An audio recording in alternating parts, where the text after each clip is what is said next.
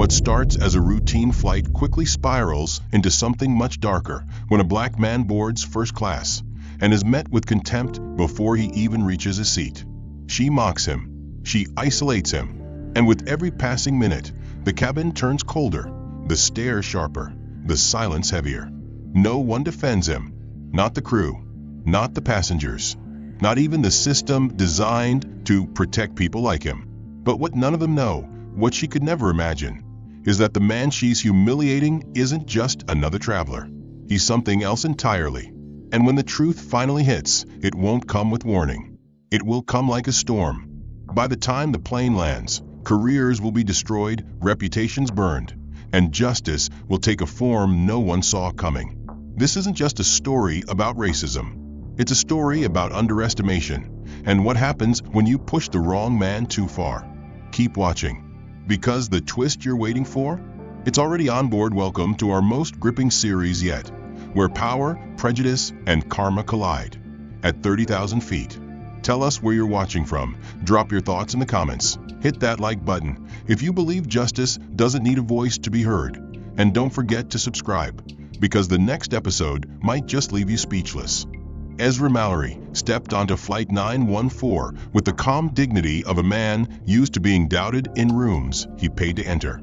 He wore a slate gray suit tailored close to his tall frame, soft-soled leather shoes that barely made a sound, and carried a single canvas briefcase, scuffed but clean. His posture was flawless, his movement efficient, his expression unreadable.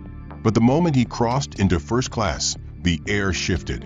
Geneva Whitlock, already seated in 2A with her silk scarf arranged just so and her heels crossed beneath a monogrammed travel tote, looked up from her phone and locked eyes with him. She didn't smile. She scanned him once, then again, then slowly removed her AirPods as if they might be interfering with her judgment. Her brow twitched slightly, then she turned her head, dismissive, like someone choosing not to engage with street noise. Ezra said nothing. He moved to 2B, stowed his bag, and sat. That's when the microaggressions began, not loud, but sharp. Geneva let out a breath through her nose, enough to be noticed. She shifted toward the window. She pulled her wrap tighter and deliberately moved her handbag to the armrest between them, like a velvet barrier. When the attendant offered pre-takeoff champagne, Geneva smiled and asked if it was the real stuff or just the usual domestic disappointment. The attendant chuckled and handed her a glass with a cloth napkin and a polished stirrer. Ezra received his glass a few seconds later. No napkin, no eye contact, not a word. He took it quietly. Geneva waited until the attendant walked away, then leaned ever so slightly toward him and said, "It's so nice they're giving everyone a taste of luxury now. Makes travel feel more democratic, doesn't it?" Her smile didn't reach her eyes. Ezra glanced at her, but didn't reply. She wasn't looking for a conversation, just confirmation that he'd understood the insult. As the remaining passengers boarded, Geneva flagged another flight attendant. She pointed to the seating chart on the tablet. "Are these lottery seats now? First class is feeling a bit informal today." She glanced sideways at Ezra, but the attendant didn't engage. Geneva nodded knowingly, as if proving a point to herself. During the safety demonstration, she made a show of adjusting her seatbelt twice, saying, "I always triple-check mine. You never know who panics in an emergency." Again, she didn't say his name. She didn't have to.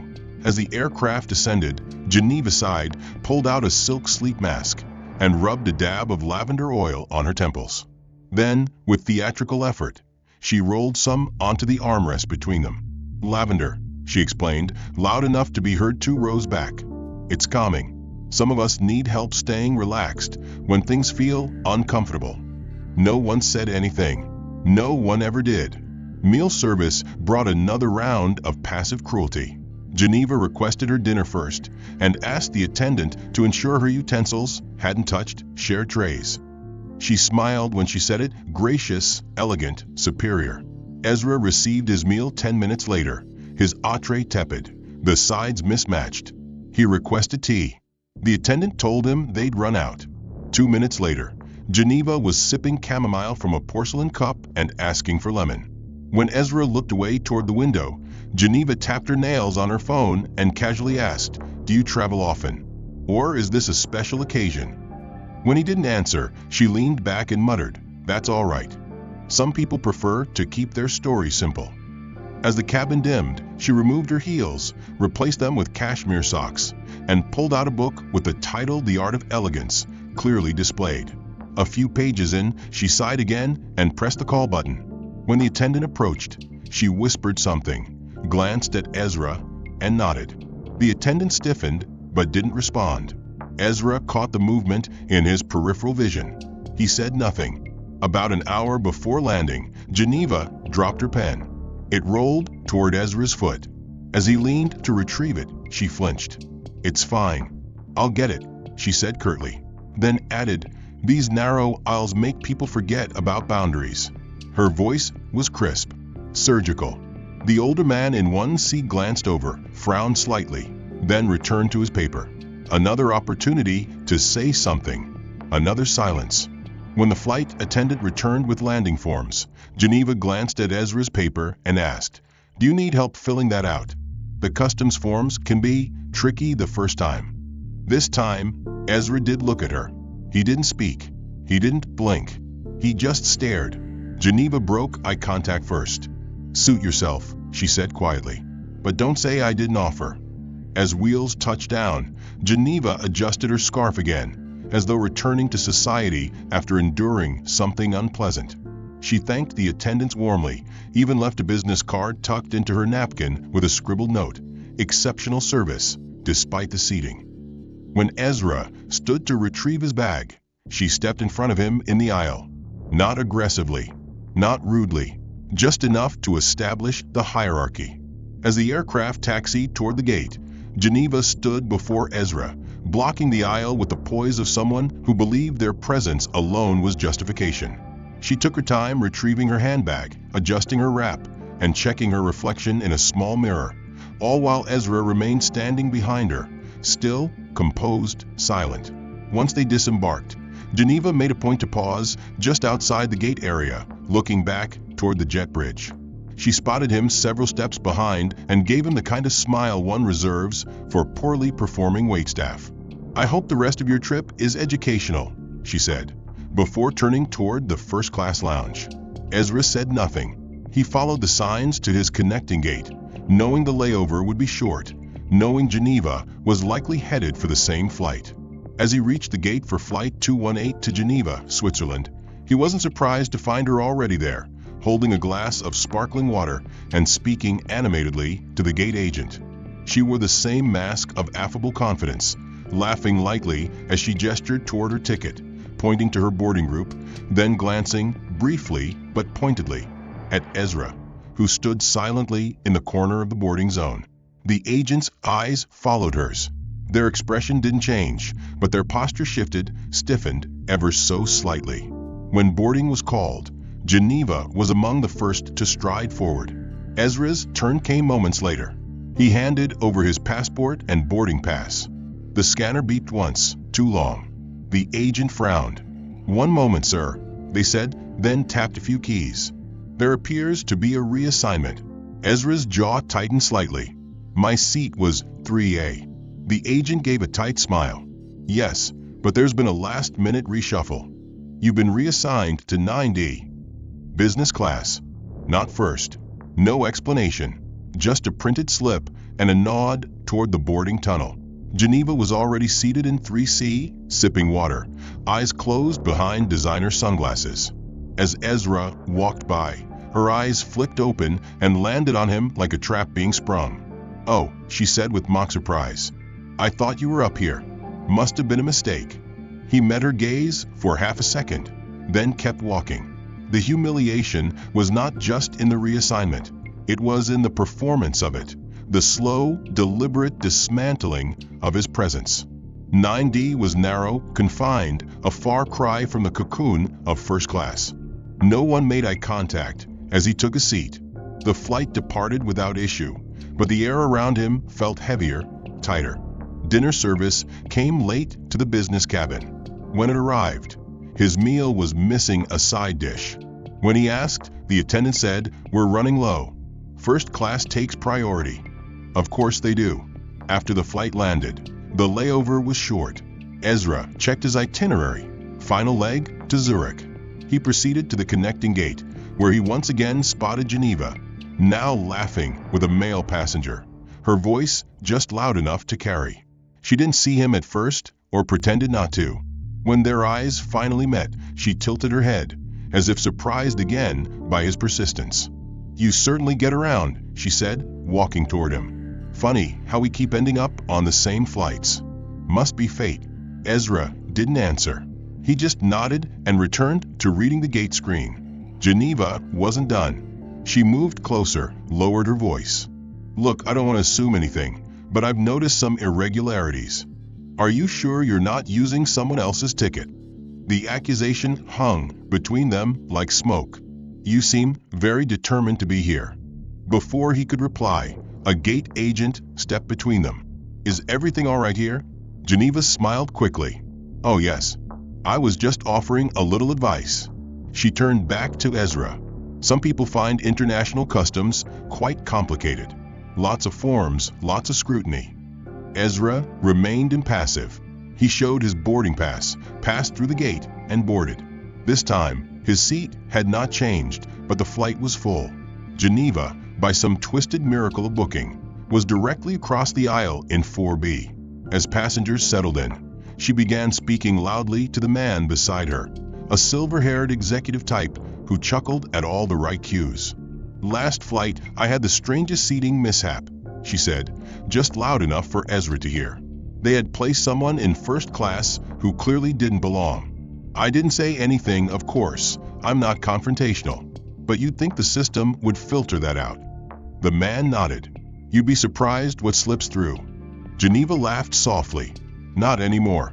Later, she rang the attendant and asked for a form to provide feedback on her passenger experience, specifying that she had concerns about safety vetting. She didn't name names. She didn't have to. Ezra watched it all without reaction. Not because he didn't feel it, but because he'd learned, long ago, that retaliation cost more than dignity. It cost freedom. He closed his eyes. Geneva turned toward the aisle again, fanned herself with the Airline magazine, and whispered to the executive, "You know, if we don't protect the standards of certain spaces, they lose their meaning entirely." The flight progressed in silence, but not peace. Geneva had resumed her polite conversation with the man beside her, peppering it with calculated remarks cloaked in civility. "I just think there should be a certain level of discretion when it comes to seating arrangements," she said, adjusting her scarf with practiced elegance. "You can't just throw people together without considering how that affects the atmosphere." The man beside her grunted in agreement, glancing sideways at Ezra without meeting his eyes. Geneva wasn't looking for validation. She was training the environment, turning every small interaction into reinforcement. When the snack cart rolled by, the attendant offered options to Geneva and her row first. She selected almonds and sparkling water, requesting an extra napkin. When the cart reached Ezra, the attendant barely looked up. "We're out of almonds," she said, not unkindly, just indifferent. He nodded, accepted a dry biscuit, and said nothing. Geneva raised an eyebrow in his direction and said, to no one in particular, "Some people just accept things. That's admirable in its own way." An hour later, as cabin lights dimmed, Geneva stood to retrieve her overnight kit and accidentally brushed Ezra's shoulder with her elbow. She turned sharply. "Do you mind?" she asked, loud enough for the people behind them to hear. "Personal space isn't a suggestion, it's a basic courtesy." Ezra moved slightly inward, giving her room, not because he was wrong, but because he knew where this would go if he didn't. A woman across the aisle glanced over and immediately looked away. The man in 4C shook his head subtly, not in disapproval of Geneva, but in agreement. Geneva returned to her seat and pulled out a small bottle of rose water, misting it over her face and across the dividing line of their row, letting the droplets land between them. "Air quality's so important," she muttered, "especially with recirculated air. You just never know." Later, during beverage service, Geneva struck again. "Excuse me," she said to the attendant, "would it be possible to move seats? I have some fragrance sensitivity and certain scents nearby are difficult." The attendant, unsure, looked from Geneva to Ezra. "We're fully booked," she said apologetically. We can't switch passengers. Geneva sighed heavily. Of course. I'll just manage. I'll be fine. For now. Her words were loud enough to reach the nearby rows. A few heads turned. A few whispers followed. No one asked for clarification. No one asked Ezra if he was okay. That was the point. When the dessert service came, Geneva refused her chocolate mousse. Too sweet, she said. Some of us try to be mindful of what we consume. No offense. She didn't look at him, but the implication settled over him like smoke. The executive beside her chuckled again, murmuring, "Discipline is rare these days." Geneva replied softly, "So is refinement." Throughout the flight, attendants passed Ezra without offering additional drinks or small comforts, though they asked Geneva if she needed anything: more pillows, another blanket, noise-canceling headphones. She declined most of it with grace, but the message was clear. She was someone worth checking on. He was not. When Geneva pulled out her laptop to do a bit of light work, she turned her screen slightly away from Ezra, then exaggerated the motion with a slight frown, as though concerned about prying eyes. A few moments later, she closed it and began typing rapidly on her phone, sighing with theatrical weariness. Then, in an audible whisper to her seatmate, she said, "It's hard to focus when you don't feel entirely safe in your surroundings." Her voice was thin and precise, like piano wire. Her seatmate offered a small nod and said, "Just a few more hours." Geneva replied, "Yes, well, some flights feel longer than they are." In the final stretch of the flight, Geneva produced a small disposable wipe and began scrubbing the seat controls between them. She wiped the armrest, the buttons, and finally, slowly, the air vent near her head. "Better safe than sorry," she said brightly. When Ezra glanced out the window, Geneva glanced too, then spoke. "You're remarkably quiet," she said with a soft edge of mock concern. "I always wonder about people who never speak. It's usually one of two things, insecurity or arrogance. Which are you, I wonder?" Again, he said nothing. He didn't even blink. She didn't expect an answer. She just needed the final word. As the plane began its descent, the captain made an announcement. Geneva adjusted her hair, pulled down her mask, and looked around to ensure her elegance was noticed. She caught a glimpse of a young flight attendant near the front, motioned her over, and spoke in a hushed tone, but not so quiet that Ezra couldn't hear. "If there's a deplaning order," she said, "I'd appreciate not being stuck behind people who take forever gathering themselves. I have a connecting flight and limited patience." The flight attendant blinked, nodded once, and walked away without committing to anything. Ezra stared forward, unmoving, his hands still folded, his posture still perfect. When the wheels hit the tarmac, the plane jolted slightly. Geneva gasped softly, then said to her seatmate, "Some people just don't belong in the air." The man gave a dry laugh and began collecting his things. Geneva reached above, retrieved her overhead bag with unnecessary effort, and glanced at Ezra one last time before stepping into the aisle. "You know," she said, "you're a very interesting presence. You don't say much, but you certainly say enough." Ezra trailed behind at a measured pace, not because he moved slowly, but because he had long mastered the rhythm of survival, never too fast, never too reactive.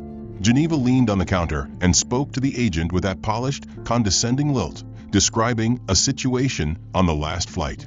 "It wasn't anything dangerous," she clarified, "just unsettling. There was a man near me, tall, silent, wouldn't make eye contact. I don't know, he made me feel observed." The agent, a younger man with nervous eyes and a pressed uniform, nodded and typed something without asking further.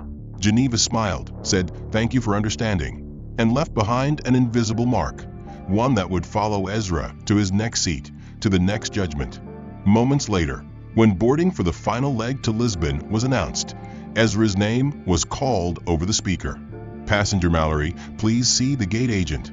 He stepped forward, calm as ever, and presented his passport. The agent gave him a tight-lipped expression and quietly slid him a new boarding pass. "You've been reassigned," she said. "To where?" he asked. "Row 17, she replied. "Economy." No explanation, just protocol. Ezra accepted the new pass and moved toward the boarding tunnel. As he walked, He passed Geneva, who stood sipping from a bottle of sparkling water. She didn't hide her smirk. "Well," she said softly, "maybe you'll be more comfortable back there. It's less intense." Once on board, Ezra located his new seat, a middle spot between a restless teen and a businessman already frustrated by the delay. The air was warmer here, denser. People coughed, elbowed, and muttered apologies without looking up. He stored his briefcase under the seat ahead, folded his hands, and settled in. The man beside him shifted to make room, then pulled his coat tighter, as if guarding against something unseen. Geneva, meanwhile, was comfortably reclined in 2A, already browsing the in-flight menu. Before takeoff, she signaled for a flight attendant and pointed discreetly toward the back.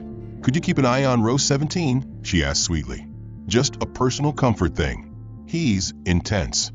The attendant, unsure of what she meant, offered a hesitant nod and disappeared into the galley. 30 minutes into the flight, a minor turbulence prompted the seatbelt sign to blink on. The attendants resumed their walkthrough. When they reached row 17, the female attendant paused by Ezra and asked to see his ticket again. "Just verifying," she said quickly. He handed it over, stone-faced. She glanced, nodded, then leaned to adjust the tray table in front of him as if confirming something about his placement. "All good," she said, too cheerfully. The man next to Ezra raised an eyebrow and asked, "That normal?" She hesitated, shrugged. "Sometimes." Then she moved on. The word hung there like static. "Sometimes." An hour later, Geneva summoned the head purser and spoke in low, serious tones. She pointed vaguely toward the rear, explained she had a growing sense of concern, and suggested there had been a misunderstanding about passenger arrangements. "It's not about class," she clarified quickly. "It's about energy. Some people just feel off." The purser, seasoned and polished, offered nods but said little. Geneva added one more comment before he left. "You know how important reputation is on these international flights.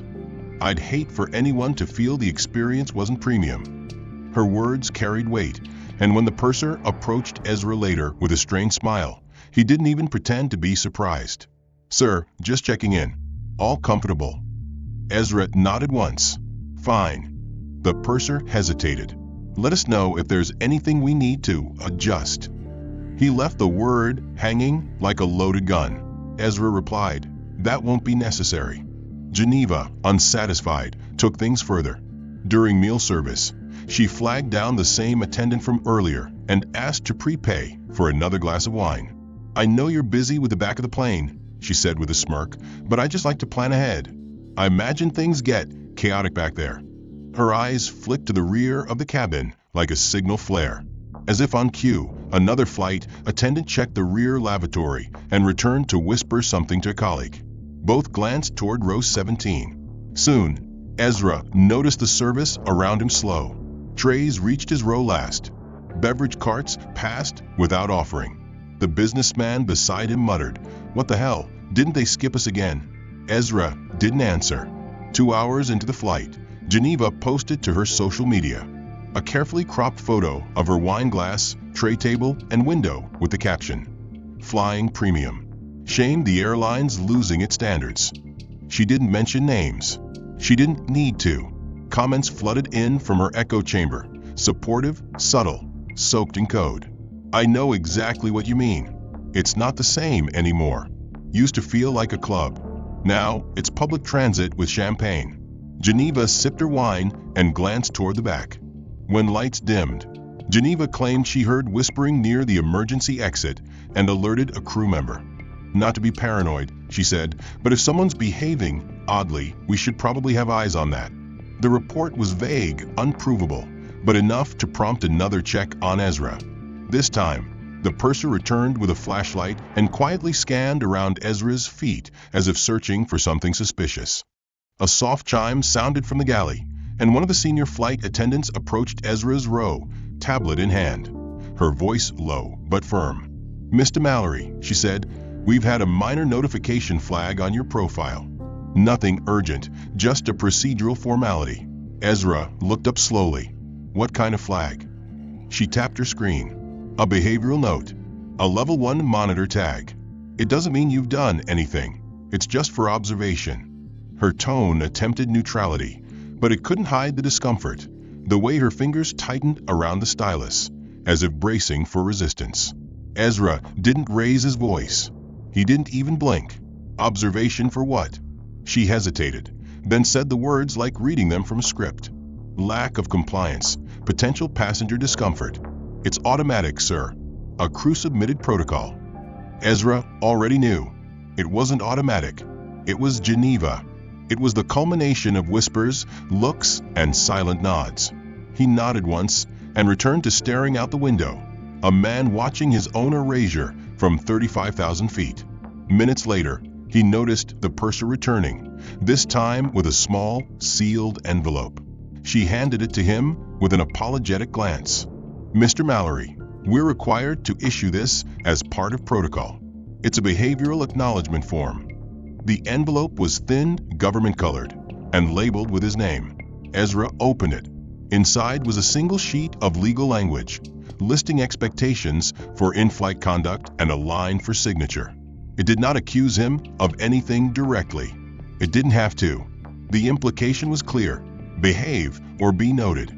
He read it silently, then folded it back and placed it inside his jacket without signing. The purser did not press. She simply walked away, a shadow behind a uniform. Meanwhile, Geneva requested a refill and chatted breezily with the executive beside her. "Do you know," she said, "some people just exude aggression, even when they say nothing. It's the eyes, the posture, like they're always waiting to explode." Her companion nodded with a knowing smirk. "You can feel it before they even speak. Vibration." Geneva smiled. "Exactly. I feel it now. Don't you?" The man glanced back discreetly. "Yeah," he muttered. "It's there." Back in row 17, the air around Ezra had changed. The teenage passenger beside him fidgeted constantly now, checking over his shoulder, adjusting his seat. The businessman had stopped making even polite gestures. Every flight attendant who passed looked at Ezra a little too long, pausing just enough to register that he'd been marked. This was no longer passive exclusion. It was institutional. When the meal trays came again, Ezra's tray was missing a cutlery set. He raised a hand softly. "Excuse me." The attendant flinched slightly, then covered it with a smile. "Yes, I'm missing utensils." She glanced down. "Oh, I'll check." She left and didn't return. 20 minutes passed. He ate nothing. No one asked if he was finished. No one cleared the tray. Geneva, on the other hand, had her plate removed with a compliment. "Always so attentive," she said, dabbing her lips. "Even with all the distractions tonight." Ezra sat still, hands on his knees, his breathing deep but measured. He felt the invisible circle around him shrink by degrees. The crew had not only been influenced, they had adapted. They treated him with distance masked as procedure, with politeness that functioned as containment.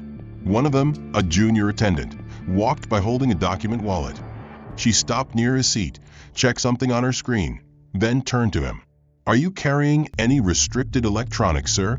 He stared at her, puzzled. "No, okay," she replied. "We just had a general alert about signal interference. Nothing personal." But it was. Everything now was personal, cloaked in impersonal policy. 30 minutes before landing, the final blow came. The purser returned once more, visibly uncomfortable. She knelt beside his seat, voice hushed. "Mr. Mallory, I've been asked to document a passenger log report. You've been mentioned by a fellow guest expressing concern. We have to submit your name for debrief." Ezra tilted his head. "Debrief. It's standard for international arrivals when a passenger is flagged for social disturbance." He gave her a look, not anger, just wait. "I haven't spoken to anyone." "I know," she said softly. "That's what makes it difficult." She stood, leaving behind a quiet apology with her eyes, but no solution. Geneva watched the interaction from across the cabin like a playwright observing her own script unfold. Geneva remained in her reclined throne up front, refreshed and radiant, scrolling through her phone and adjusting her silk scarf. Her carefully crafted narrative had now found fertile ground, and the flight crew, once neutral, had become participants. The final descent hadn't ended the ordeal. It had only triggered the next act. As passengers began to rise and gather their belongings, Geneva stood gracefully and turned toward the rear of the cabin, her voice just loud enough to carry past the curtain. "Please be mindful of your valuables," she announced cheerfully.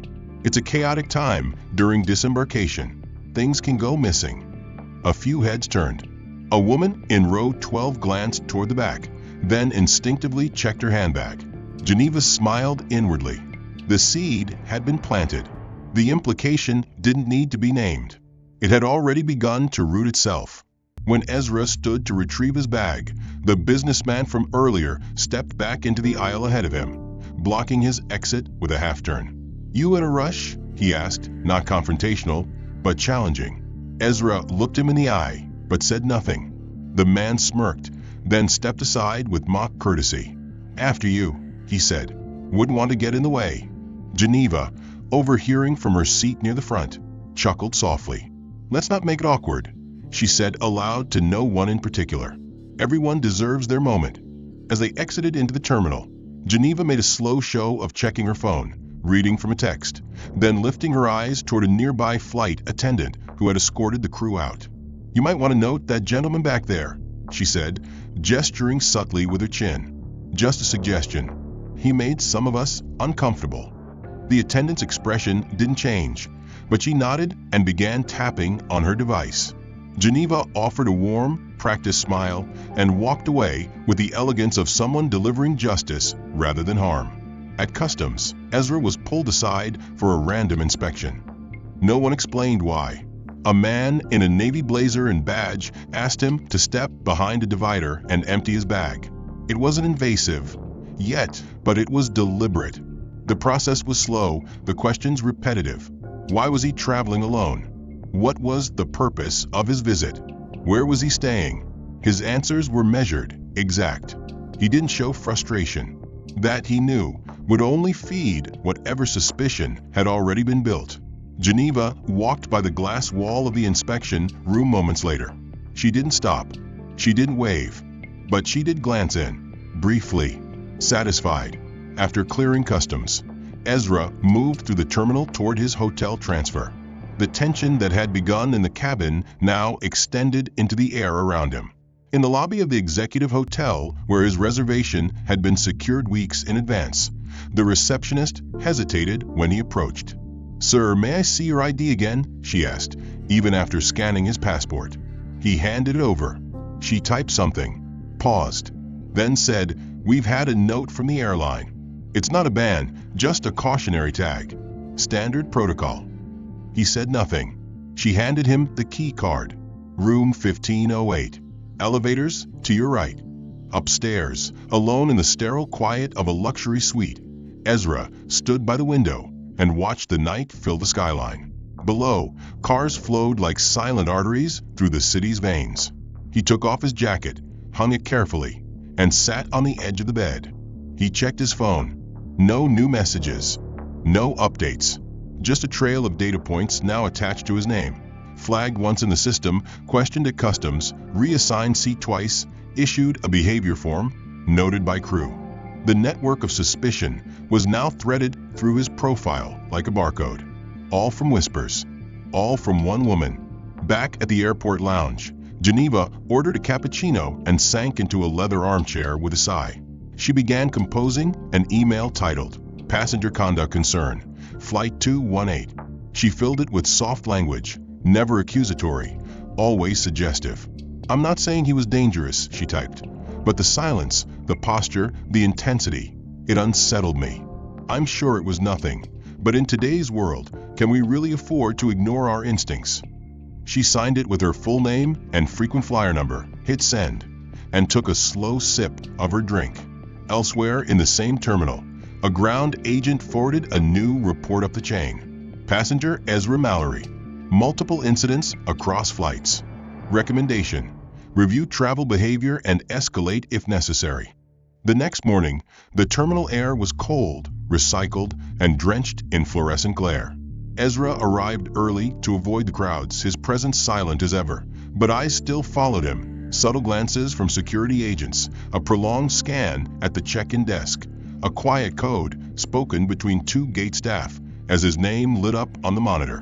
Behind the counter, a supervisor hovered just long enough to confirm credentials, then walked off without a word. The process was slow, deliberate, not openly hostile, but undeniably suspicious. Ezra moved through it all with the calm of someone used to navigating an invisible wall that shifted but never broke. Geneva arrived 20 minutes later, her beige trench coat flowing behind her like a flag of entitled elegance. Her lips curved upward as she spotted Ezra near the window of the elite boarding area. She strolled toward the lounge entrance, waved casually to the concierge, and sat near the fireplace as if she owned the floor beneath her.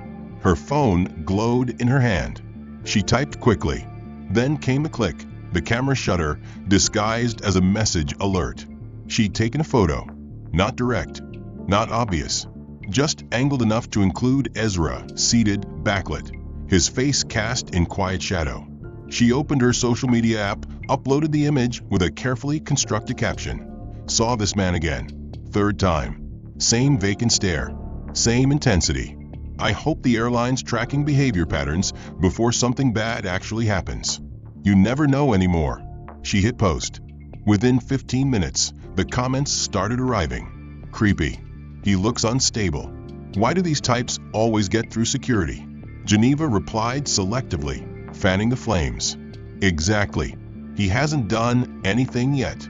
But neither did the last guy, right?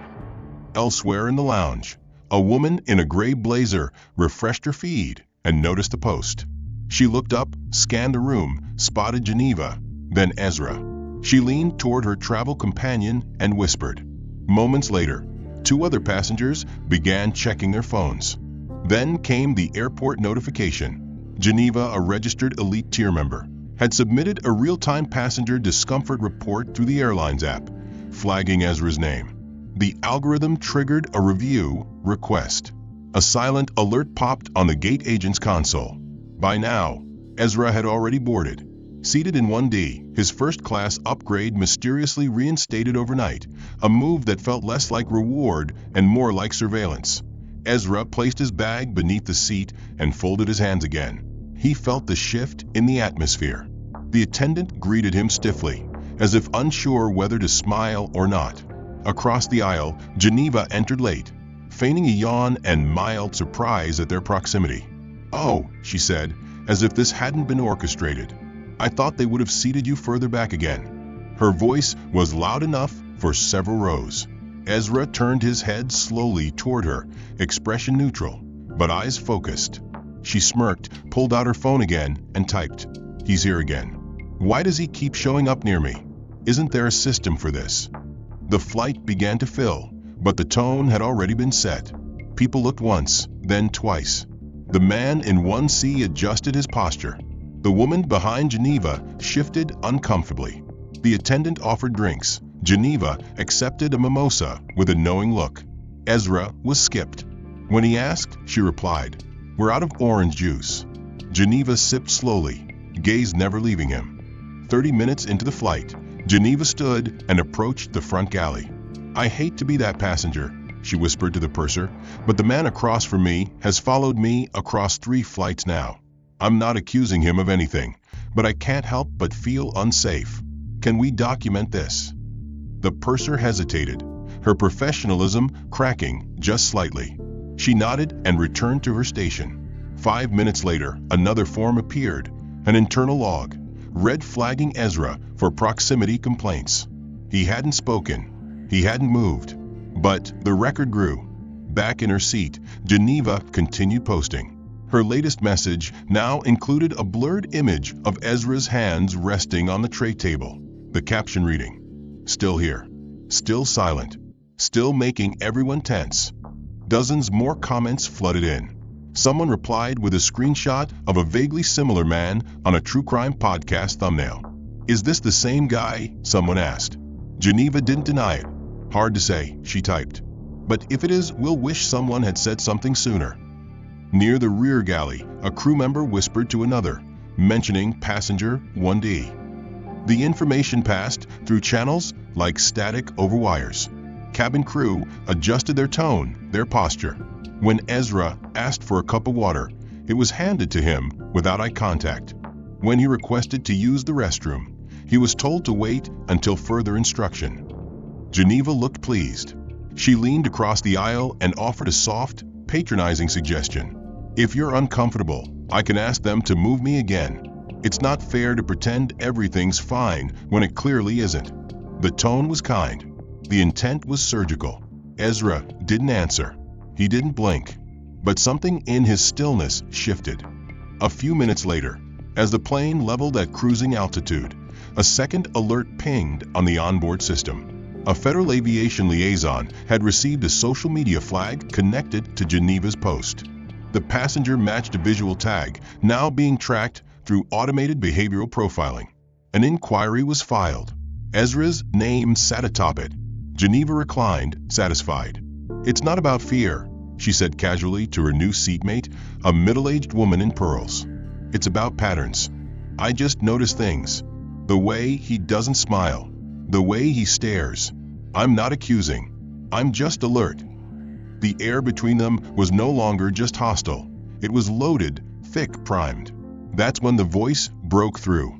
Gentle, aged, certain. Excuse me, ma'am. Did I hear you say Ezra Mallory?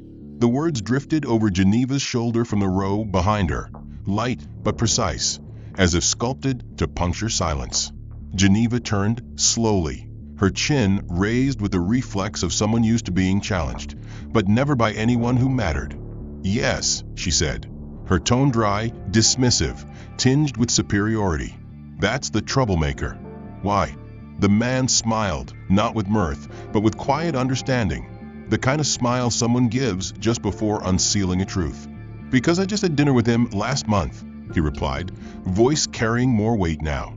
At the shareholders' summit of Arcturus Aviation. The words hit the cabin like a thunderclap muffled in velvet.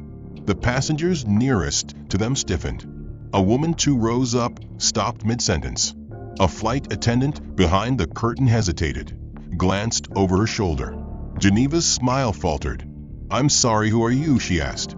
The man stood up, adjusted the cuff of his gray jacket, and turned toward the aisle, revealing a face known to few in public, but unforgettable to those in power. Lyle Anders, he said, loud enough for the nearby passengers to hear. Former executive vice president and close friend of Mr. Mallory. Then he turned to face the cabin fully. You just publicly humiliated the largest voting stakeholder in this airline. And I'm afraid this flight just turned into your reckoning. He didn't shout. He didn't raise a finger. But the effect was seismic. The 2 nearest attendants froze mid-movement. A man in 2C slowly pulled off his headphones. Geneva, stunned into silence for the first time in hours, opened her mouth, then closed it. Behind her, Ezra didn't move. He didn't react. But the faintest tilt of his head acknowledged the moment, like a conductor letting the orchestra take its first breath before the crescendo. Lal pulled out a sleek black phone and pressed a single button. No words. No numbers. Just a command. The phone lit up once. Then he put it back in his jacket. 30 seconds later, the head purser emerged from the galley, eyes wide, face pale. She scanned the cabin, saw Ezra, then turned to the cockpit. Geneva watched, her mouth slightly ajar, as the purser knocked twice and opened the pilot's door. A few muffled words passed. Then silence. Then the pilot himself, Captain Weaver, a man with 30 years of seniority, stepped into the cabin, buttoned up and composed. He walked straight to Ezra's seat, bent slightly, and said in a clear voice that carried down the entire aisle, Mr. Mallory, on behalf of the airline, I would like to offer our sincere apologies. We were unaware of the extent of your mistreatment. It ends now. He straightened, turned, and addressed Geneva without flinching. Ms. Whitlock, please gather your belongings. You are being removed from this flight for violation of our conduct policies and for endangering the safety and comfort of a fellow passenger. Geneva gasped, then laughed, a shaky, disbelieving sound. You can't be serious. I'm a platinum member. I fly with this airline every week. The captain did not blink. You were. Behind him, two plainclothes air marshals, who had been seated discreetly near the emergency exits, stood and approached Geneva's seat. One of them, tall and expressionless, spoke in a measured tone. "Ms. Whitlock, you are hereby detained under Corporate Aviation Misconduct Clause 21F. Please come with us." Geneva recoiled slightly. What the hell is Clause 21F? Lyle, now seated calmly, once more, opened his tablet and tapped the screen. Behavioral tampering with executive-level operations, verbal defamation of a protected stakeholder, abuse of flight staff privilege. It's not often enforced. Until now. Geneva's voice turned sharp. "This is a mistake. I demand a review. I have influence." The taller air marshal took her bag, gently but firmly. "Ma'am, the review is over." She stood up slowly, then suddenly shouted, "This is insane. You people don't know who I am." Lyle looked at her, unimpressed, then tapped a few keys on his screen. "Your points, status, and travel privileges gone," he said calmly. "Across all partner airlines globally."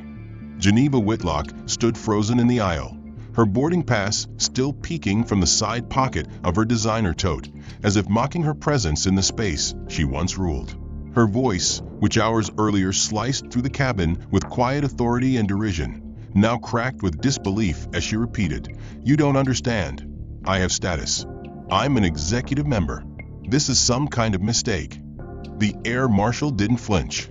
He simply replied, "You were, ma'am," then gestured toward the galley with a calm precision that left no room for protest. Passengers leaned out of their rows, some recording discreetly, others openly. The woman in 3A, who had earlier avoided eye contact with Ezra, now whispered to the man beside her, "Is she the one from that post? The one who called him dangerous?" Her companion nodded slowly, eyes fixed on Geneva as if witnessing a slow-motion collapse. Geneva turned to the captain, desperation creeping into her voice.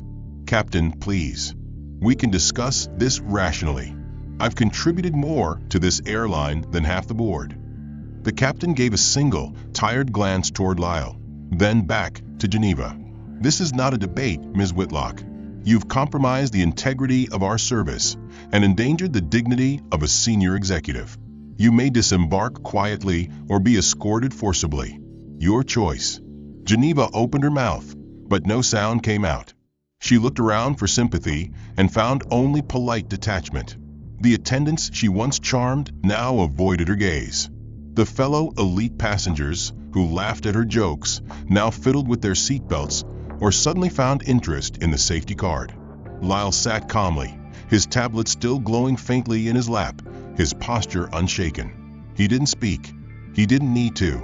His presence alone had shifted the axis of the cabin. Geneva took one final, shaky breath and moved toward the front. The marshal followed a few steps behind, maintaining formality, but making it unmistakably clear that this was no voluntary departure.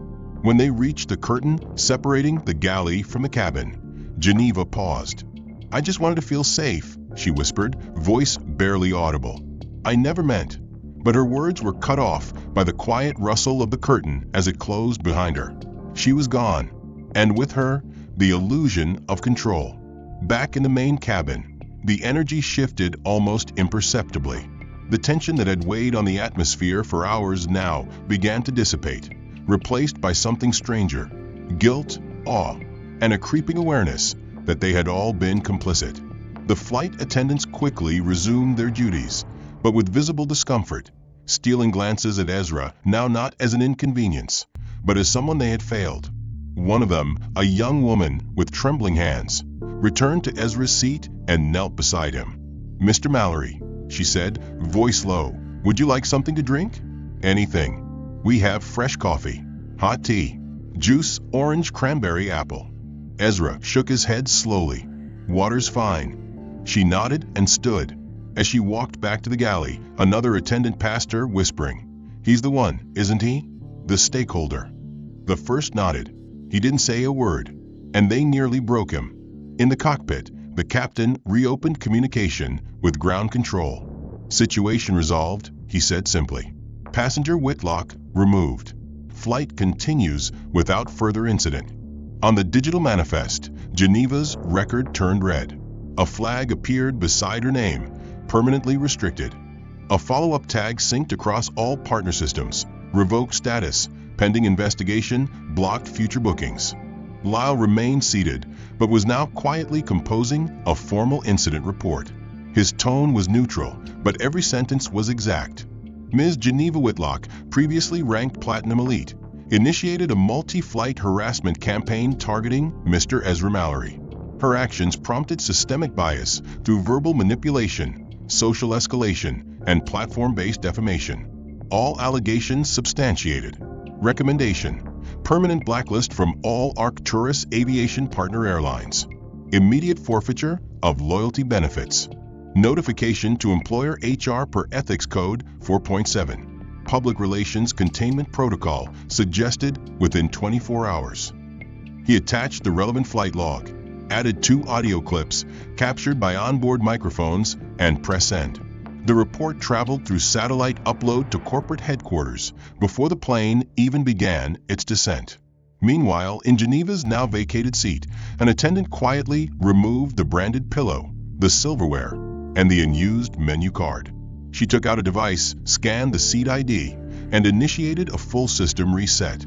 That seat, like Geneva herself, had been erased from first-class existence. Ezra remained silent. He hadn't moved.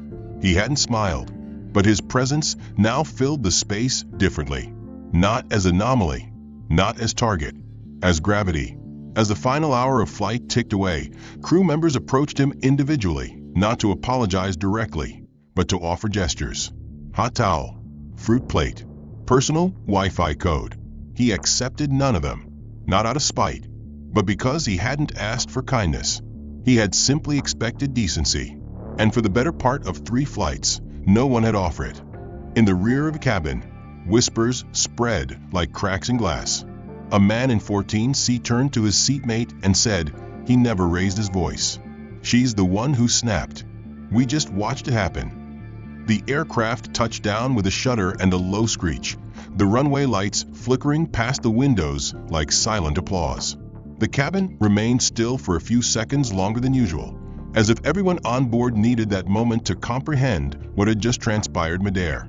The seatbelt sign dinged, and attendants stood quickly, but not with their usual chipper energy. They moved with restraint, almost reverence, casting glances toward row 1D, where Ezra sat, unmoving, hands still gently resting on his thighs, his gaze fixed forward. Lyle remained beside him, silent, his expression composed as he tapped a brief message into his device, triggering a digital cascade that spread across systems faster than any spoken word ever could. The jet bridge aligned, and before the doors opened, a representative in a dark blue blazer boarded swiftly, bypassing the passengers, stopping only in front of Ezra.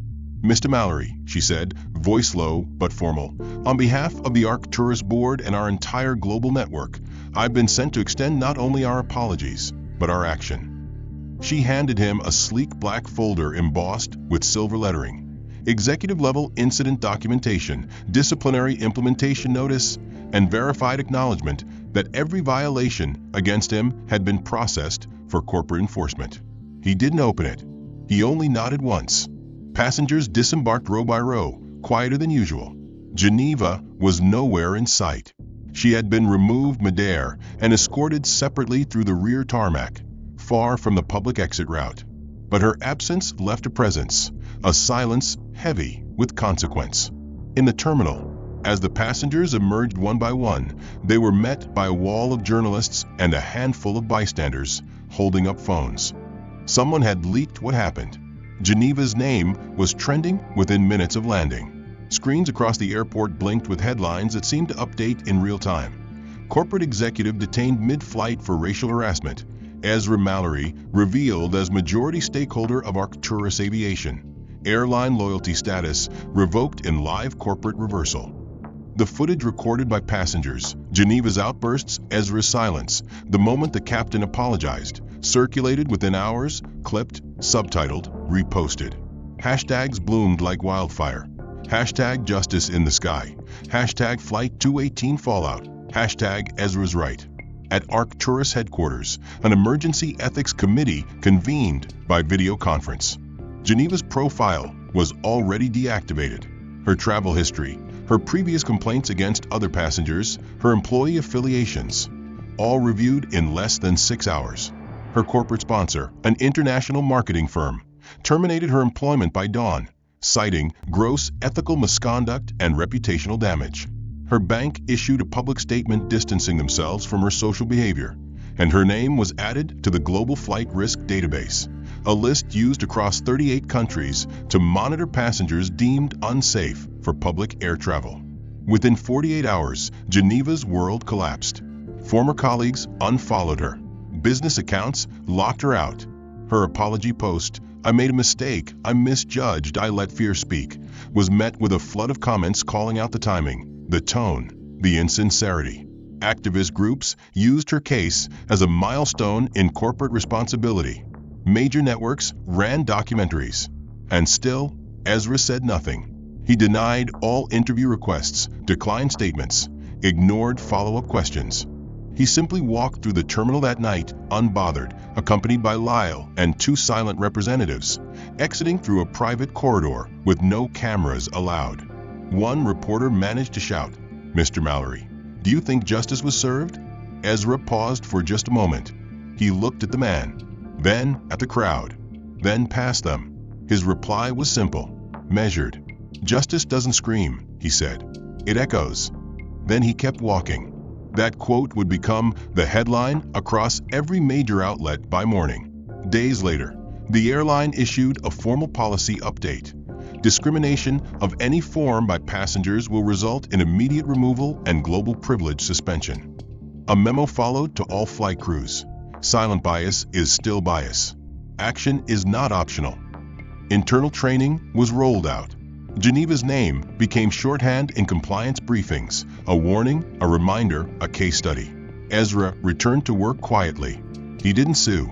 He didn't retaliate. But his influence deepened. His next board vote passed with record consensus. His presence at quarterly briefings carried more weight than ever. And every time he walked into an ARC tourist facility, people stood, not by policy, but by instinct.